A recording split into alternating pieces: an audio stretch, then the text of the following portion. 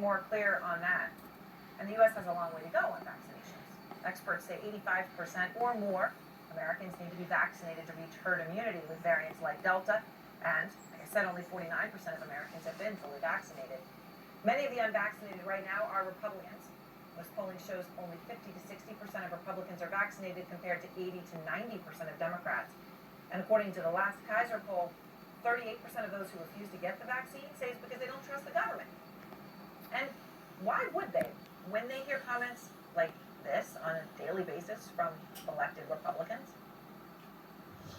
I'm not vaccinated, and until there's some science, I've just made my own personal decision that I'm not getting vaccinated. I'm talking to doctors who, since day one, they're concerned about vaccinating people who've already had COVID, because you die not of COVID, you die of the immune system overreaction to COVID. Don't come knocking on my door with your Fauci outie. You leave us the hell alone. So not only do some lawmakers claim they don't want to get vaccinated, many of those lawmakers also have no desire to slow the spread. Today, holding a press conference on the steps of the Capitol to accuse the president and the House Speaker of, quote, punishing Americans with a mask requirement. Perhaps if more Republican leaders had stood up to the misinformation before it spiraled out of control, things would be different now. Biden today praising McConnell after the Senate Minority Leader bought ads on more than 100 radio stations with this message. As a young boy, I faced a different disease. I contracted polio. Back then, it took decades for us to develop a vaccine. This time, it took less than a year for us to develop 3 highly effective COVID vaccines. It's nothing short of a modern medical miracle.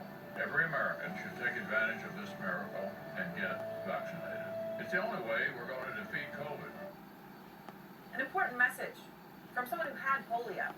Just imagine how much good that kind of a loud public message could have done 8 months ago when the vaccine was first approved.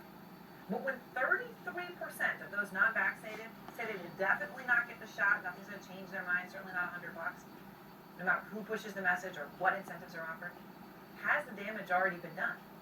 Jeff Zeleny is out front live outside the White House tonight. And Jeff, the president taking on the unvaccinated in a more aggressive way, signaling there could be even stricter requirements going forward if there isn't more progress, right? Even as they're far short of what many private companies are doing already. Aaron, hearing President Biden today, there is no doubt we have not heard him really speak like this since the very beginning of the pandemic when he was first taking office, saying, look, I'm going to tell it straight to the American people. And he actually acknowledged the fact that the cases are going to rise. We've not heard him say that either. So if you look at what's happened in the month of July when he stood on the South Lawn here at the White House and essentially celebrated independence from COVID, there's been a steady crescendo going forward to what we heard today. And a couple important points of that speech. By mandating, not using that word and stopping far short of it, but by requiring federal employees, they believe that they are giving more latitude to private sector companies. That's the feedback that they were getting from companies, that they wanted to see the government do something.